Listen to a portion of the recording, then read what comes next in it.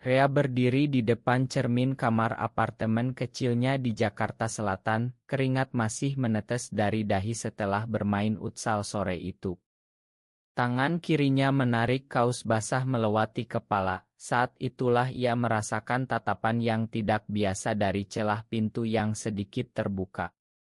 Dimas, sahabatnya selama 10 tahun, sedang berdiri di sana, mata hitamnya terpaku bukan pada wajah Rea, melainkan pada dada telanjang yang baru saja terbuka.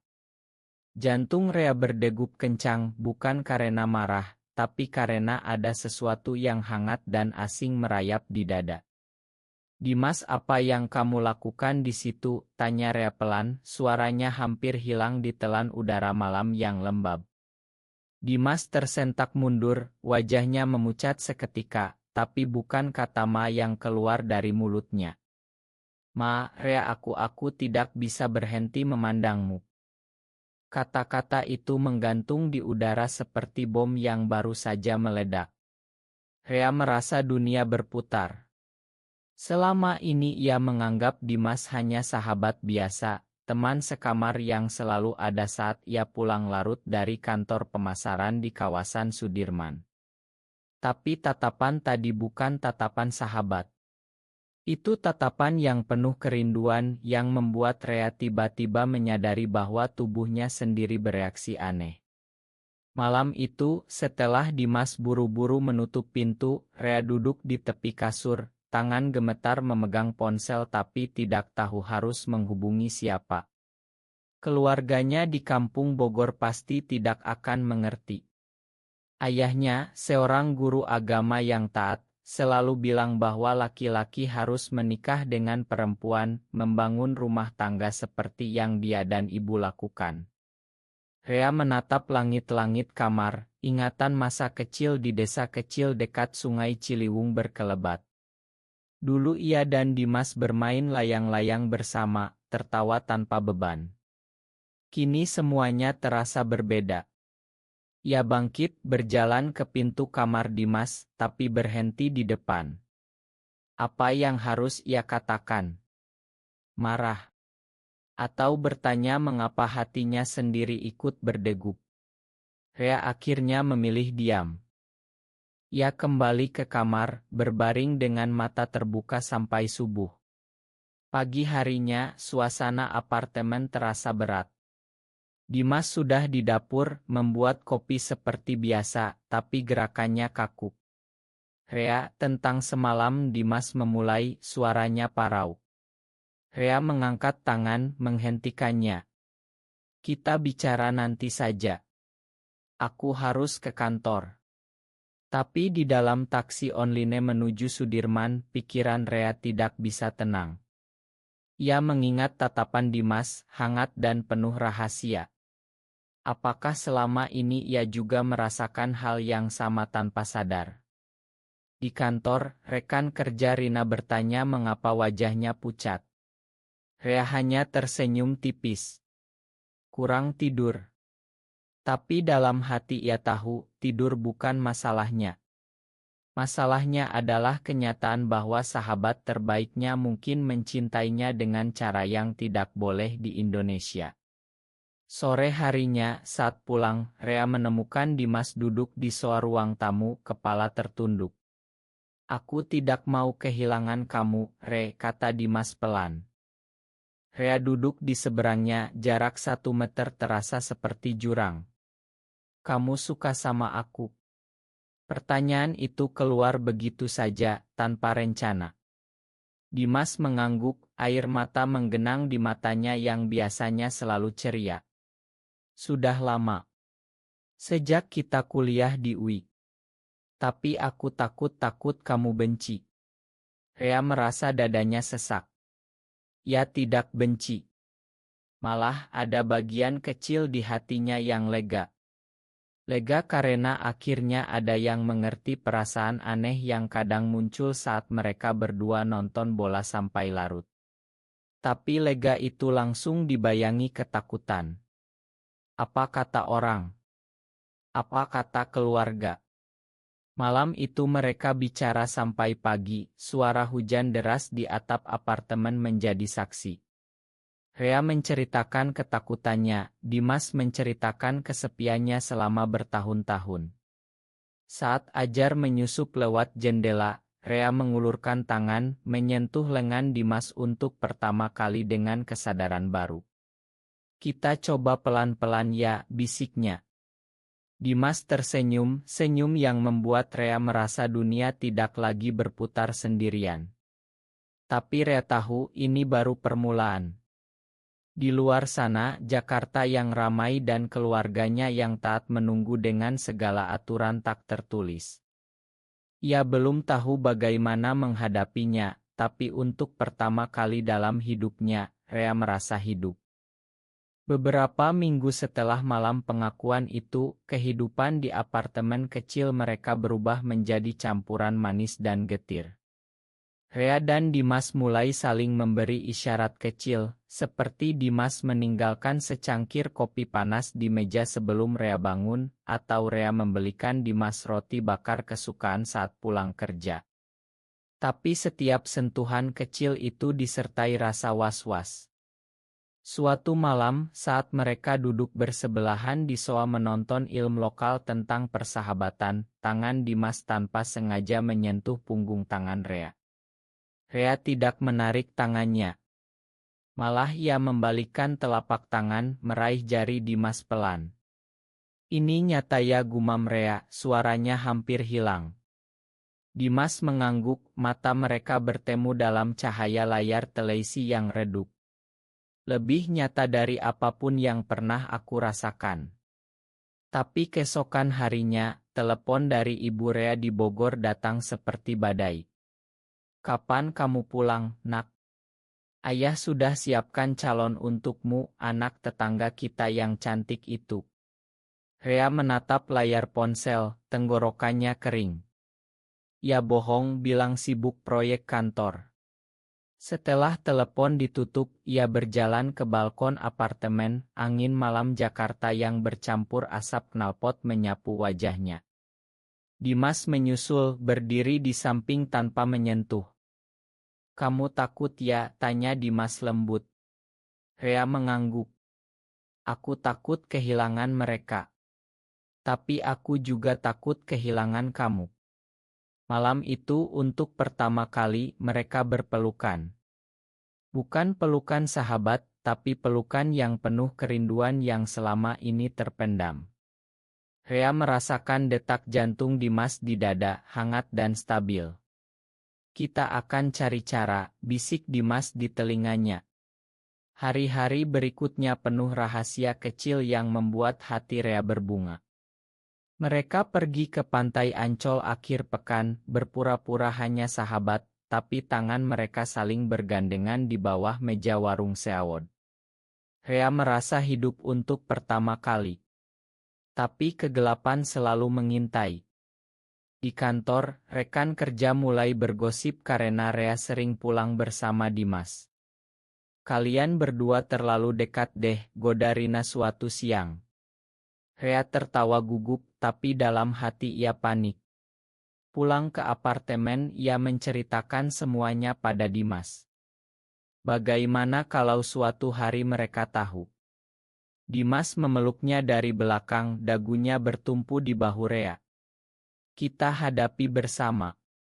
Aku tidak akan biarkan kamu sendirian." Kata-kata itu seperti obat penenang, tapi Rea tahu obat itu tidak akan bertahan lama. Suatu malam, saat hujan deras mengguyur Jakarta, Dimas menerima telepon dari adiknya di Bandung. Adiknya curiga karena Dimas jarang pulang kampung. "Kamu lagi apa sih, Mas? Ada cewek ya?" tanya adiknya polos. Dimas menutup telepon dengan tangan gemetar. Ia menatap Rea yang sedang duduk di kasur. "Aku capek bohong terus, Rek." Rea mendekat, memegang wajah Dimas dengan kedua tangan. "Kita akan cari waktu yang tepat. Untuk sekarang cukup kita tahu perasaan kita benar." Mereka tidur berpelukan malam itu, tubuh mereka saling menghangatkan di tengah dinginnya AC apartemen. Rea bermimpi tentang masa depan yang cerah, tapi saat bangun pagi, mimpi itu langsung pudar saat ia melihat foto keluarga di dinding. Ayah, ibu, dan adiknya tersenyum bahagia. Rea menyentuh foto itu pelan, hati kecilnya bertanya-tanya berapa lama lagi ia bisa menyimpan rahasia ini. Dimas bangun melihat Rea berdiri di depan foto. Ia tidak berkata apa-apa, hanya memeluk Rea dari belakang, memberikan kekuatan tanpa kata. Hari itu mereka memutuskan untuk pergi ke Taman Suropati, berjalan-jalan seperti pasangan biasa tapi tetap menjaga jarak aman. Di bawah pohon besar, Dimas berbisik, "Aku mencintaimu, Rea. Bukan sebagai sahabat lagi." Rea menoleh, mata mereka bertemu. "Aku juga, Dim, lebih dari yang bisa aku katakan." Kata-kata itu terasa seperti beban yang terangkat, tapi juga seperti rantai baru yang mengikat mereka pada masa depan penuh ketidakpastian. Rea tahu perjalanan ini baru saja dimulai, dan Jakarta yang sibuk di sekitar mereka tidak akan mudah menerima. Bulan-bulan berikutnya terasa seperti mimpi indah yang rapuh. Rea dan Dimas mulai membangun dunia kecil mereka di apartemen. Mereka memasak bersama malam hari, tertawa saat Rea gagal menggoreng telur, atau berbaring di kasur sambil bercerita tentang hari masing-masing. Setiap sentuhan kini penuh makna. Saat Dimas mencuci piring, Rea memeluknya dari belakang, mencium lehernya pelan. "Kamu bau sabun cuci piring," goda Rea. Dimas tertawa, membalikkan tubuh, dan mencium bibir Rea untuk pertama kali. Ciuman itu lembut, penuh kelembutan yang membuat Rea merasa dunia berhenti berputar. "Aku bahagia banget sekarang," bisik Dimas setelah mereka berpisah. Rea mengangguk, tapi di dalam hatinya masih ada bayangan keluarga. Libur Lebaran tiba, Rea harus pulang ke Bogor. Ia berbohong pada Dimas bahwa ia akan pulang sendirian. Di rumah orang tua, suasana penuh tawa dan makanan.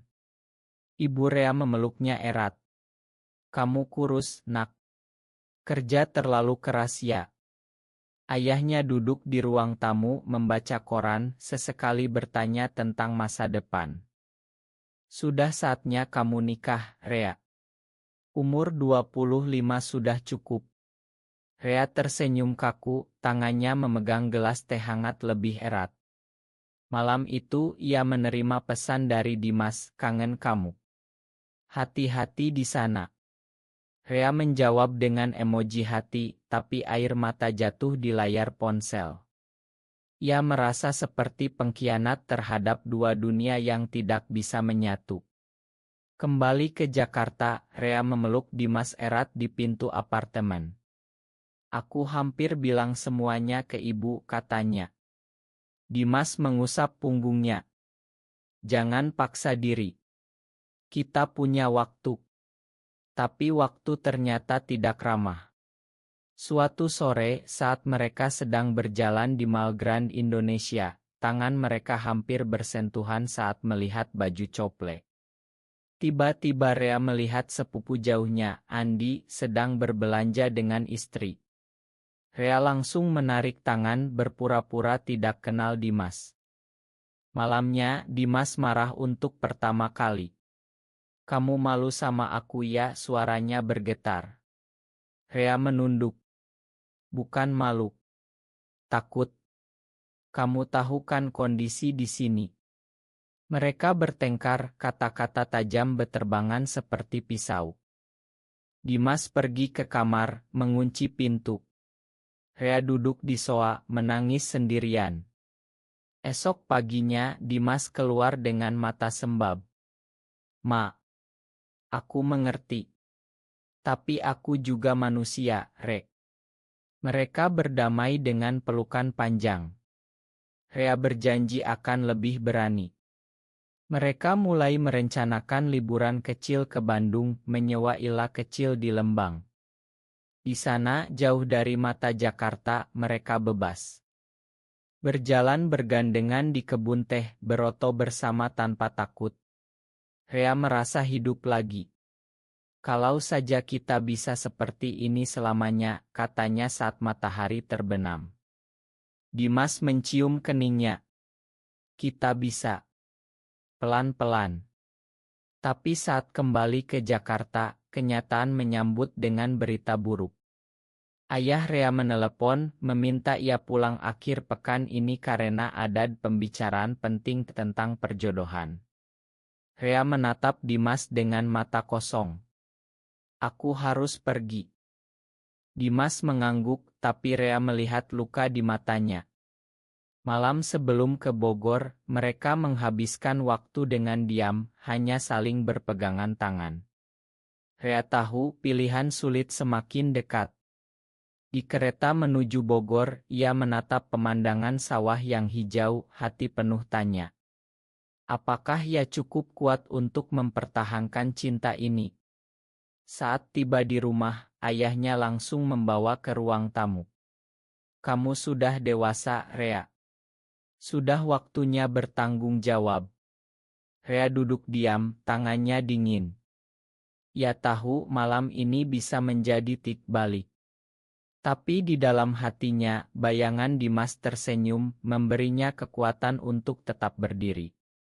Pertemuan dengan keluarga di Bogor berlangsung seperti mimpi buruk yang lambat. Ayah Rea duduk di kursi kayu jati, suaranya tegas saat mengatakan nama gadis calon, Siti, anak Pak Haji di sebelah. Baik, Salehah, cocok buat kamu. Ibu Rea tersenyum harap, tangannya memegang tangan Rea. Kamu kan anak laki-laki satu-satunya. Jangan buat kami kecewa. Rea merasa tenggorokannya tersumbat. Ia ingin berteriak, ingin bilang bahwa hatinya sudah milik orang lain. Tapi kata-kata itu tertahan. Ia hanya mengangguk pelan, biar aku pikirkan dulu, ya. Malam itu, ia kabur ke belakang rumah, menelepon Dimas dengan suara bergetar. Aku tidak tahu harus bagaimana. Dimas di ujung sana diam lama. Kamu harus jujur suatu saat, Re. Aku tunggu kamu.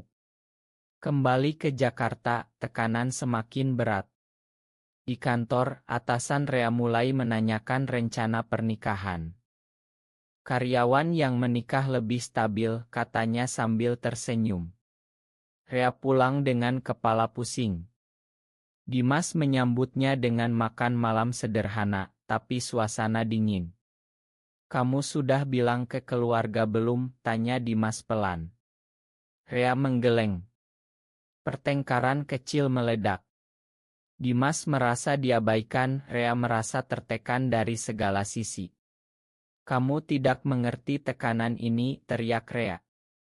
Dimas menjawab dingin, aku juga manusia, Rea. Aku juga punya keluarga. Malam itu mereka tidur berpisah. Rea terjaga sampai pagi, memikirkan pengorbanan. Apakah ia harus melepaskan Dimas demi keluarga? Pikiran itu menyakitkan. Beberapa hari kemudian, Dimas menerima telepon dari ibunya di Bandung. Ibu bilang tetangga mulai bertanya mengapa Dimas jarang pulang dan selalu bersama teman cowok. Dimas pucat saat menceritakan pada Rea. Mereka curiga. Rea memeluknya erat. Kita hadapi bersama. Mereka memutuskan untuk bertemu keluarga Dimas dulu, berpura-pura hanya sahabat. Perjalanan ke Bandung penuh ketegangan. Di rumah Dimas, ibunya menyambut hangat, tapi tatapan ayahnya tajam. Kamu sudah 20 genep, Dim kerja di Jakarta apa saja? Dimas menjawab gugup. Malam itu, Rea tidur di kamar tamu, mendengar Dimas menangis pelan di kamar sebelah. Keesokan harinya, saat mereka berjalan di sekitar rumah, Dimas berkata, aku siap bilang yang sebenarnya kalau kamu juga. Rea mengangguk, tapi hatinya ragu. Kembali ke Jakarta, krisis datang lebih cepat. Sepupu Rea di Jakarta melihat foto mereka di ponsel Dimas yang tidak sengaja terbuka di warung kopi. Gosip menyebar cepat ke keluarga besar. Telepon dari Ibu Rea datang malam itu juga. Rea, ada yang bilang kamu dekat sekali dengan teman cowokmu. Apa benar? Suara ibunya bergetar. Rea diam, air mata jatuh. Ibu aku dia tidak bisa melanjutkan. Dimas mendengar dari kamar, masuk dan memeluk Rea yang sedang menangis. Kita akan lewati ini. Tapi hari berikutnya, ayah Rea datang ke Jakarta tanpa pemberitahuan. Ia duduk di sofa apartemen, wajahnya merah menahan amarah. Kamu bawa malu ke keluarga, teriaknya. Rea berdiri di depannya, tubuh gemetar. Dimas keluar dari kamar, berdiri di samping Rea. Pak, saya mencintai Rea. Kata-kata itu seperti petir. Ayah Rea bangkit, menatap mereka bergantian. Ini dosa besar. Ia pergi dengan pintu dibanting keras. Rea ambruk ke lantai, menangis terseduh. Dimas memeluknya, air matanya ikut jatuh. Kita kuat, Re. Aku di sini. Malam itu mereka berjanji untuk tidak menyerah, tapi Rea tahu pengorbanan baru saja dimulai. Ia harus memilih antara cinta dan keluarga, dan pilihan itu akan mengubah segalanya. Setelah kunjungan ayah Rea, apartemen terasa seperti kuburan. Rea hampir tidak bicara selama 3 hari, hanya duduk di balkon menatap lampu-lampu Jakarta yang berkelap-kelip. Dimas mencoba mendekat, tapi Rea menolak pelukan. Aku butuh waktu, katanya dingin. Dimas mundur, matanya penuh luka. Aku takut kamu pergi, bisiknya suatu malam. Rea tidak menjawab. Tekanan dari keluarga semakin berat. Ibu menelepon setiap hari, memohon Rea pulang dan memperbaiki diri. Ayah mengirim pesan pendek, jangan bawa nama keluarga jatuh. Di kantor, gosip semakin liar. Rina, rekan kerjanya, menarik Rea ke samping. Aku dengar kamu sama Dimas. Hati-hati, Re. Di sini tidak ramah. Rea merasa dunia menyempit. Suatu malam, Dimas tidak pulang. Rea panik, menelepon berkali-kali tanpa jawaban. Jam 2 pagi, Dimas masuk dengan muka pucat. Aku ketemu adikku di stasiun. Dia tahu semuanya. Dia bilang ibu nangis semalaman. Rea memeluknya erat kali ini. Ma, aku egois. Mereka bicara sampai pagi, memutuskan untuk sementara berpisah. Mungkin kita perlu ruang, kata Rea dengan suara pecah. Dimas mengangguk, air mata jatuh. Tapi aku tetap mencintaimu.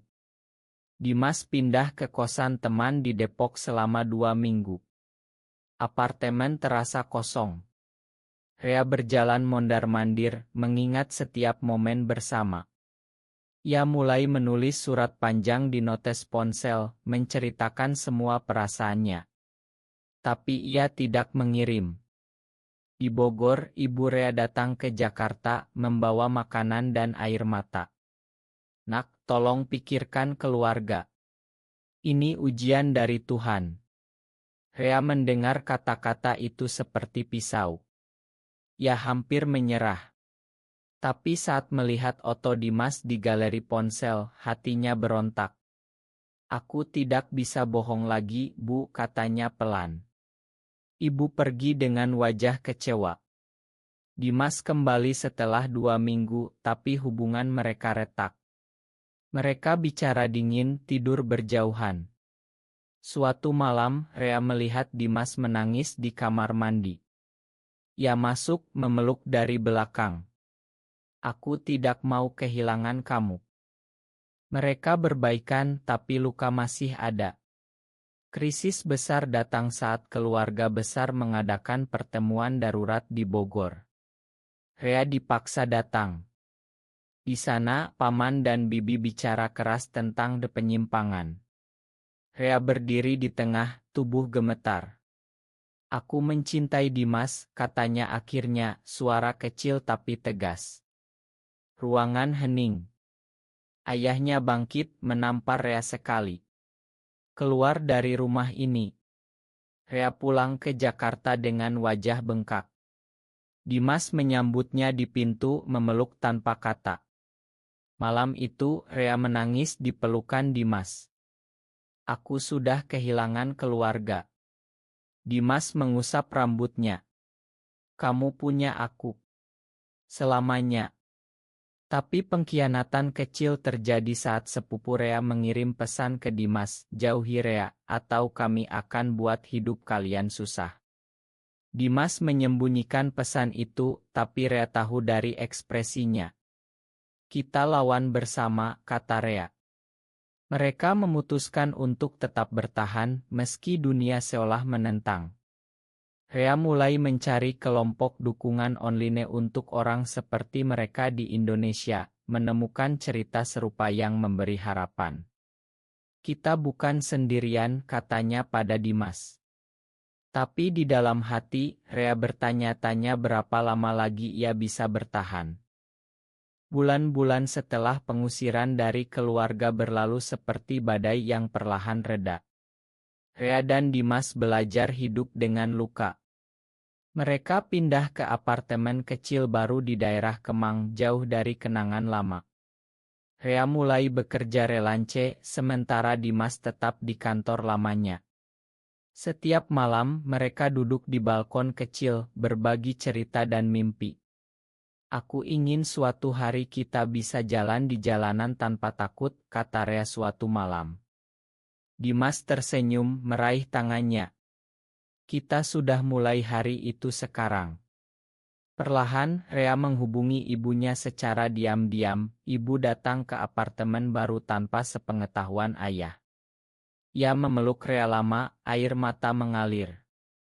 Ibu tidak mengerti semuanya, tapi ibu tetap sayang kamu. Kata-kata itu seperti obat bagi luka Rea. Dimas berdiri di belakang, tersenyum haru. Mereka mulai membangun hidup baru. Rea bergabung dengan komunitas kecil di Jakarta yang mendukung hak-hak mereka, belajar bahwa banyak orang seperti dia yang bertahan. Dimas mendampingi setiap langkah. Suatu akhir pekan, mereka pergi ke Bali, berdiri di pantai Kuta saat matahari terbenam. Rea memeluk Dimas dari belakang, angin laut menyapu wajah mereka. Terima kasih sudah bertahan bersamaku, bisik Rea. Dimas berbalik, mencium keningnya. Kita saling menyelamatkan. Di sana, jauh dari hiruk-pikuk Jakarta, mereka merasa bebas. Kembali ke rumah, Rea menerima pesan dari ayahnya setelah berbulan-bulan diam. Pulanglah suatu hari. Ayah masih belajar. Rea menangis membaca pesan itu. Ia tahu perjalanan belum selesai, tapi harapan sudah kembali. Tahun baru tiba, mereka merayakan di apartemen kecil dengan lilin sederhana. Rea memandang Dimas yang sedang meniup lilin. Kamu adalah rumahku sekarang, katanya. Dimas tersenyum, menarik Rea ke pelukan. Dan kamu adalah masa depanku. Mereka berbaring di kasur, tangan saling menggenggam, mendengar detak jantung satu sama lain. Rea merenung tentang perjalanan panjang dari malam tertangkap basah itu hingga sekarang. Dari ketakutan menjadi keberanian, dari kesepian menjadi cinta yang utuh. Ia tahu masyarakat Indonesia masih berat, tapi ia juga tahu cinta mereka lebih kuat. Dimas mengusap pipi Rea. Kita akan terus bertumbuh bersama. Rea mengangguk, hatinya penuh. Malam itu ia tidur dengan damai untuk pertama kali setelah bertahun-tahun. Pagi harinya, sinar matahari menyusup lewat tirai, menerangi wajah mereka yang tenang. Rea bangun lebih dulu, menatap Dimas yang masih tidur. Ia tersenyum, tahu bahwa meski badai masih bisa datang, mereka sudah siap menghadapi. Cinta mereka bukan lagi rahasia gelap, melainkan cahaya yang menerangi jalan. Rea bangkit membuat kopi untuk 2 orang siap menghadapi hari baru. Di luar, Jakarta masih sibuk, tapi di dalam hati Rea, dunia sudah berbeda. Ia telah tumbuh, telah belajar bahwa mencintai sesama jenis bukan akhir, melainkan awal dari kehidupan yang lebih bermakna. Dimas bangun melihat Rea di dapur, tersenyum. Pagi, cinta. Rea membalas senyum itu, hati penuh syukur. Benarkah cinta sejati harus mengorbankan identitas diri demi norma masyarakat? Benar atau salah?